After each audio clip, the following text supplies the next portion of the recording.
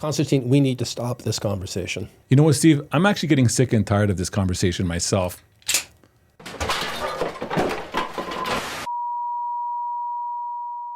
The Sentinel Mindset. What's up, everyone? After I just got my ass handed to me right now, we're going to actually be touching on an actual real situation that happened. We've been flooded with people sending us this video, so we're going to review this video today. But before we review this video, I want to welcome my guest, Steve Summerville. How are you doing today? Constantine, great. How are you? Good, good. And thank you for taking it easy on me, Steve. I mean, I actually was a little nervous whipping this baton out. I was thinking you might have to say due to circumstances beyond our control, but we didn't go there. Exactly. Now, for the viewers listening and trying to put two and two together, there is a video that I'd like you to see, Steve. I'm not sure if you had a chance to see this or not. I have watched it a few times, actually. Okay, perfect. So I will watch it with you right now. We're going to do a little narrating. Steve, I'm going to ask, actually, you know what? There's not too much narrating because you're going to hear talking, right? But we'll talk about it afterwards. Let's get that clip going right now. Say that again, bro, because I want every evidence of everything, brother. You said say what, bro? This is trespassing? Yes. No, bro, I'm under the shade. Waiting on an Uber, bro. Waiting on an Uber. You are not Uber waiting. Because the driver is came, you not enter. And what did you tell the driver? You told him I'm unsafe? You are taking video. I told you, keep away. Okay. Keep away. I'm keeping away. Keep away. I'm keeping away. I'm keeping away, man. I got you, though, boy. Yeah. I got you, though, boy. Trying to do something. Alright, bro. This is the whole story. Go on the bus stop. Go on the bus stop. Fuck it. Go on the bus stop. I'm going. Go on the bus stop. Go on the bus stop. I'm going, bro. I'm I going. hit you. Go on the bus going. stop. I'm going. Go. You are trespassing. I'm going. Go. I'm going. Go on the bus stop. I'm going, man. Go on the bus stop. I'm going. Go away. Okay. Go away. Go on the bus Okay, stop. I'm going. Go on. Leave me alone. Leave me Go on the alone. bus stop. Leave me alone, Go on the bro. bus stop. I'm going. I'm going. Fuck it. Go on the bus stop. Bro, leave me. Go on Please. the bus stop. You are trespassing. Please. Go on the Please. bus stop. Bus Please. stop. Go on Please, the bus sir. stop. Bus. Please, sir. Go on the bus stop. Please, sir. Okay, and that's the video. Now, before we get started, the very first thing I want to say is this. Just as a disclaimer, the purpose of what we're going to do right now is educate you on law, on process, and if this action that you just saw right now from a security guard was legit or not. But I also want to say this. We're not trying to throw any security organization under the bus whatsoever. Our intent here is to educate, and the hopes is that when someone does watch this video, whether you're an agency, the public, you are all aware of what is happening. Well stated. Yeah. Now, Steve, what we saw in this video, just to narrate it for those that just heard a bunch of yelling and screaming, it seems that there's an individual that is being asked by a security guard to leave a public area because it looks like it's a street. Yeah, agreed.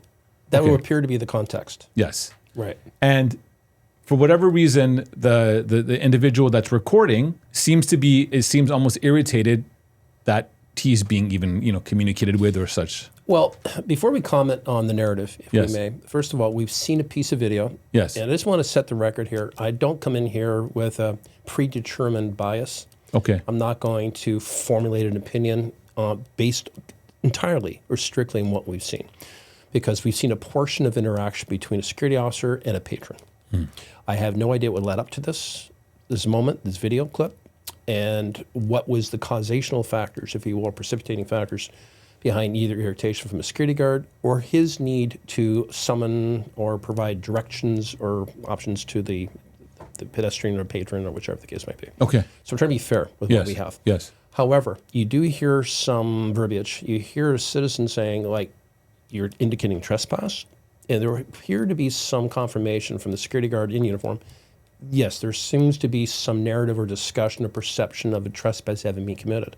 The citizen's response, as I consider a patron's response, would be, well, I'm on a street, I'm not on property. That's right. And the second thing is, I'm waiting here for an Uber. Okay. So if you're waiting for a lawful purpose, if you accept that in its context, Yes. and you believe that's valid to Right. the viewer, a person would have a right, even if they had just recently left a premise or a facility or a venue, to wait outside to get reasonable steps to take you home. Okay. Okay, so that would be something that would need to be determined or validated. Okay. But here's the thing. You've got a person saying, I'm not trespassing, I'm having, and you hear the person, it would appear that the security officer was irritated, Yes. maybe even to the point of agitated Right. with this conversation. And I heard the verbiage, the language from the security officer to show perhaps anger Yes. and at least a heavy, heavy level of anxiety. And when you are speaking in their very abrupt tones, almost raising your voice, if you want to say shouting, if I was to profile this, I even saw the security officer's eyes open up wider, which indicated it was very intense, focused level of communication. You could say that he was somewhat annoyed. Okay. Interestingly enough, at that point, he pointed towards the citizen, said something along the lines of, back up, back up. But you notice when the camera view, obviously from himself, and was being backed up, the security guard still moved towards him, took about 4 or 5 steps towards him. If I'm asking you to back up, I don't understand the requirement for me to follow you, or if you're trying to create distance, that's your need to create distance between me and you. I call that a reactionary gap in training. Right. Why would I close the gap? Why would I get closer towards you? Okay, so it would appear that there was compliance. Okay.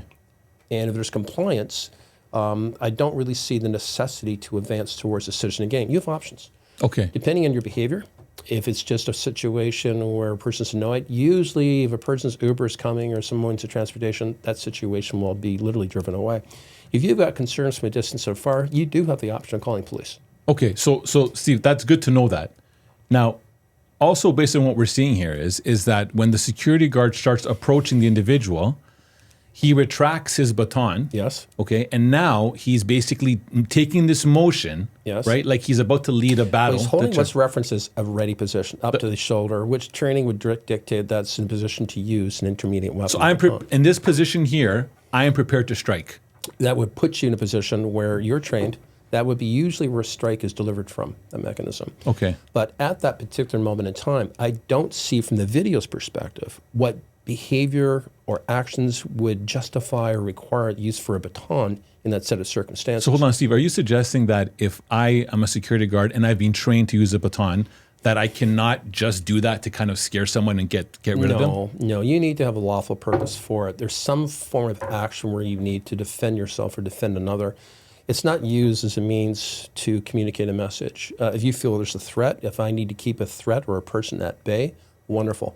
And that is the intent behind it. It's deemed to be a defensive tool. Okay, can I ask, Steve, people listening, I think, again, I'm going to ask a lot of devil's advocate questions. Sure. Is this considered a restricted weapon or prohibited weapon? Well, it can, depending on its use. There would be an exclusionary factor where security using a tool, that the Ministry of the Solicitor General has validated, depending on the site, depending on the requirement where you're using that, you can actually create a business case to say our sources, our security team needs a baton because there's some documented history of violence here or the causation for it. Right. And you need to have proof of training and you need to have proof of insurance. For your Why is that firm. important, Steve? Why is it important? Because to me, when I look at it from the surface, it's just a piece of metal.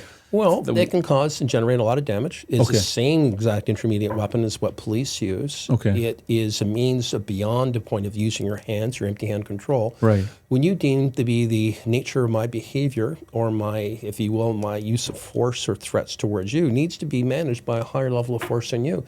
You can cause physical damage. You can cause peril by striking me with such a tool. You'd have to convince a court, a trier of fact that your needs right now were valid and reasonable. What other options did you have? I didn't see the reason portrayed by the video as to what those situations may or may not have been. Okay. I asked you to view this as well. You saw it through the eyes of the person filming. You did not see it through the perspective of the eyes of what the security guard was seeing. Was watching. I don't know. I'm just putting this out there. That's cool. That's valid, yeah. Is there a potential that person could have had something in their hand? Yeah. Could he have a knife? Could he have some weapon? I don't know what I don't know. Right. So I cannot, quickly to rush to judgment on all the basis. Is there something that security guard saw, just didn't come out in that video, that would have compelled him to back you up in using the threat of an intermediate weapon as a means to convince you that you should not advance towards me? I don't know. Right. I mean, if there was another level of explanation, another video, maybe the viewers would say, it makes perfect sense. That's wherever it goes to court or it's going to be investigated by a police service, in this province at least. That's some of the scope that they would look for. We don't see that here. So that's valid. Yeah. I'm just trying to be fair. Yeah, of course. But if you take a look at a face value or threatens to bludgeon a citizen waiting for a ride, don't know that's the context here because that would be unlawful. If you do not have the basis be able to show the need for defense, protection of yourself or another, your actions right now could be also threatening a person with a weapon. That could be a criminal offense. So I love asking why and what if questions, right? So because we cannot completely see the full picture here, we're only seeing a snippet. And That's right. Let's just do what if. What if that the gentleman has no weapon, right? And the guard draws his baton, okay? And first of all, let's just stay on draws. He just draws the baton in a threatening position that he's ready to hit. All right. What could happen to that guard based on that if the ministry or police were involved? If what you're stating is factually correct, if you're stating what's factually correct, the guard in that circumstance, as you prescribed it to me just now, would likely be unreasonable and unnecessary within the totality of the circumstances. In other words, unjust and unreasonable for that sort of situation. Okay. The security officer could face a plethora of consequences. They're again threatening with a weapon. It could be technically an assault. Technically, it could be assault. Like attempted assault kind of thing? It could certainly be. You could deem it as threatening. Okay. Right? But there again, context and content. Sometimes we really can't put the two together. You need a nonpartisan interview and a process investigation from what we really truly have here. Could the guard lose their license? Oh, they could, and they could face criminal consequences. They could. However, just on that point, fire it back to you, if the reasonableness and the necessity of their actions are there, you would be covered by Section 34 of the Criminal Code, is when I needed this tool to protect myself. Okay, because your life is feeling threatened, if basically. that's the case. And if that was existent here, just giving it to the other side, another equation, that very well could justify. You only saw it from one perspective. Okay, let's go back to the original, like, what if? Because I think a lot of people, just for the use of baton, so just by merely me having it out there, I could get into trouble with the police. I could lose my license. Yep. What about the agency? What would happen to the agency? They could be held accountable. Okay. They could be held accountable depending on the circumstances. The first thing you need to inspect or validate the fact that the security guard had received training, that the baton was issued to them with a certain level of expectations. Is there policy procedure from this particular security firm governing the actions and under what circumstances the security officer would have received the training? And we don't know, do we, whether the security guard's actions have been reviewed by his agency. We're not sure. Perhaps actions have already been taken. Perhaps there's already been an investigation to clear the actions of the officer, or to the contrary, perhaps not. Okay, so Steve, that's great. I think I know the answer to this already, but if a guard can, who is in a situation, just like we identified, his life's not a threat, and he decides to use it as a threat mechanism, and he actually strikes now and hits the individual right now. His situation now just escalated now a whole lot worse. Oh, it has. Yes. Not to mention, too, I also have the right as a citizen to protect myself. And if I'm here waiting for a ride, waiting for an Uber, and a security guard unlawfully is requesting me to leave, I said, I'm waiting for an Uber, back off, right? I have a right to film that. You have even heard the citizen, the patron, a customer, not certain which, filming, and you heard him say, this is evidence. Interesting language to be used. Okay. I'm not certain why I'm filming you, but when I heard that was his language. Oh, this is evidence. I want to capture for evidence, evidentiary sake, right? Okay. That's interesting.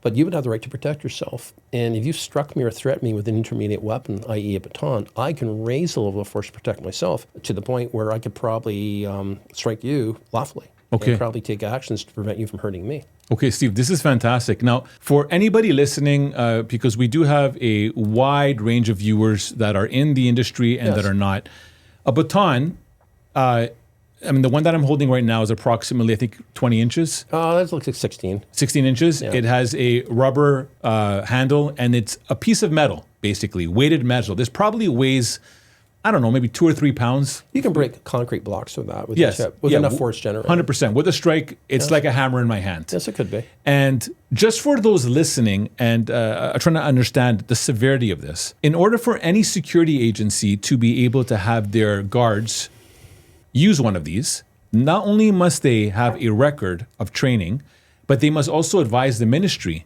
that they have this, meaning as in you just can't carry these things. Every security guard, there has to be a process in place where training's involved. It's serial numbered, so basically we have a record of this tool, and it also is insured, okay? Because many insurance companies are going to want to find out if you have baton usage. Well, if you're not issued a baton by a company, yes, if there's not insurance to support the issuance of that baton, and you're basically wearing baton on your own volition. This is good, Steve. This is good because this actually happens in the industry. It has. I'm aware of that too. You could be charged with carrying a concealed weapon. Okay. You have no authority, and even your company is not required. I have been personally involved in situations where security guards in this province, during the course of paid duty, paid services, have used the baton that was not provided by their employer, not validated by the client, and had no knowledge of being supplied or being used by the employer themselves. That guard is on his own for that. Okay. Steve, look, this is fantastic information. It's a quick little snippet into kind of what happened here. Again, we're trying to make sure the public and people that listen to these videos are educated and understanding that this is something meant to avoid having further issues down the road. Because when you get that package or letter from a law firm because you've just done something right now, it's not a good thing. It's not. But I would offer this as a training video in one sense, Constantine. Let's just say that this guard's actions were appropriate and reasonable. Let's just accept that for a moment. Yes. I'm not saying they're not. But what would have made it easier to understand is if the narrative of the security officer, if he was describing on the person's cell phone exactly what it is you're doing that caused me a concern. If I need to be able to label and identify your resistance, why I'm feeling you as being a threat, and I need to point that out for the viewer. If that was done, we might have a much different perspective than what we've just seen. That's actually great, Steve, that you're mentioning that. So if I do need to pull a baton, as I teach, when I teach intermediate weapon use, I'm creating a narrative for witnesses to understand exactly what it is I'm attempting to deal with. I'm not yelling at you, I'm not shouting, because if you do, if my voice is raised, and I appear to be upset or unsettled, that can also be a segue into, well, what was your state of mind at the moment? So Steve, let's just, again, play this game here, this acting game. You're the gentleman that has the camera. We're going to assume for this scenario that you actually have a weapon in your hands. Yeah. Okay? Yeah. And if I said something like this, sir, I need you to put that knife down right now. Bingo. And I'm narrating what's happening right now. The guy might say, what are you talking about? I don't have a knife, right? Be. But at the end of the day, everyone is fully aware of what is happening. You got it. It creates a picture of what we don't see always portrayed from the other side. So you need to explain to a viewer who is maybe in position of judgment with you, to try to determine what is you're experiencing, what your options were at the time, what your initiative, what your goals were, what your outcome desirable was. I need you to back up. I need you to put your hands down. You've threatened me, sir. You've said you're going to kill me. You've said you're going to hurt me. You've just committed a theft. Police are on the way, all that stuff. Or you are trespassing. You have been served. You're required to leave the premises. The police are on the way, but you cannot approach me. You need to keep distance from me. I don't want to strike you. Okay. Right, but if you come close to me, sir, I will strike you. Do you understand? That sort of narrative would give a whole different perception on the level of professionalism deployed by this particular guard. That's great. Steve, I want to thank you for taking a time on this. For anyone listening, all of our people in our organization are trained under the Stay Safe banner. For those of you that are listening as an organization or as an individual, I implore you to visit www.staysafeip.com, and it'll give you a little bit more information on what this training is. And if you don't have this training in your organization, I'm telling you right now, it's time to have it, especially if you're using one of these tools. Any last words, Steve? Yeah, please. Our viewers, stay open-minded, stay focused, most importantly, stay safe. That's amazing. Have a good day, everyone, and see you next week. Cheers. Thank you for joining me in today's podcast. This podcast was created for protectors in the fields of law enforcement, executive protection, security, and anyone looking to level up their mindset. If you are learning from this podcast and you're enjoying it, please subscribe to our YouTube channel at the Sentinel Mindset. That's a zero-cost way to support us. In addition, please subscribe to the podcast both on Spotify and Apple.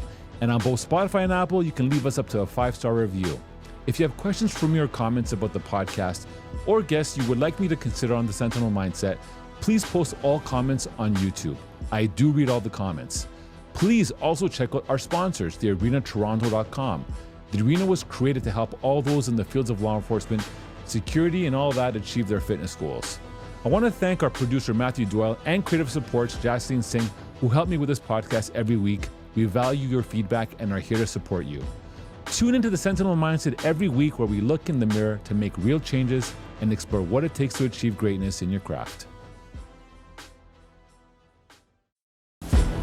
This podcast is brought to you by Executive Protection Lifestyle Canada. Make sure to drop by next week and don't forget to subscribe.